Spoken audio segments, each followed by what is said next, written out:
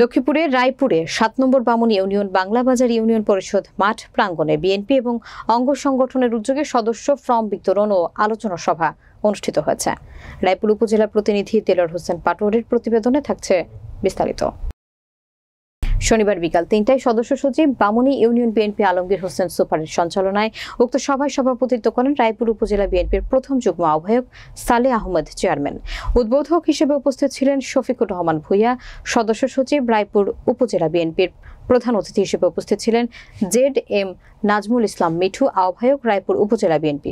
বিশেষ অতিথি হিসেবে উপস্থিত ছিলেন অ্যাডভোকেট আবুল খায়ের, যুগ্ম আহ্বায়ক রায়পুর উপজেলা বিএনপি, কায়সার মোল্লা, আহ্বায়ক রায়পুর উপজেলা কৃষক দল, আমির হোসেন চুট্টু মেম্বার, সদস্য উপজেলা বিএনপি, জাকির হোসেন পাটোয়ারি ইউনিয়ন বিএনপি, জহিরুল ইসলাম যুগ্ম আহ্বায়ক ইউনিয়ন বিএনপি, আরাফাত হোসেন রাসেল সভাপতি বামুনী ইউনিয়ন ছাত্রদল সহ আরো অনেক নেতৃবৃন্দ।